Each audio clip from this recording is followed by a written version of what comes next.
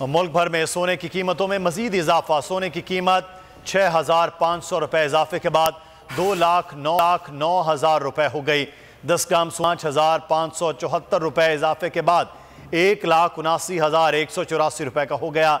आलमी बाजार में सोने का भाव $6 कम होकर $1,936 फी औंस हो गया। अगर ये वीडियो आपको पसंद आई है तो हमारे चैनल को सब्सक्राइब कीजिए और बेल आइकॉन को क्लिक कीजिए। 2022 बहुत सारे तोहफे भी देखे गया पाकिस्तान की आवाम को।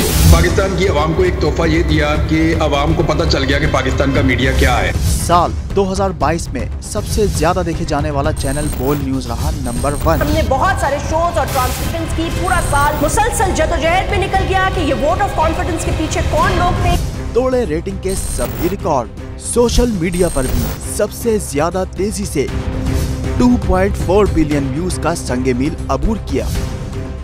एंकर्स को भी आवाम में सबसे ज्यादा मकबूलियत मिली और सोशल मीडिया पर भी बोल रहा सब पर सब्सक्राइब करें और बेल दबाएं ताकि कोई खबर रह न जाए।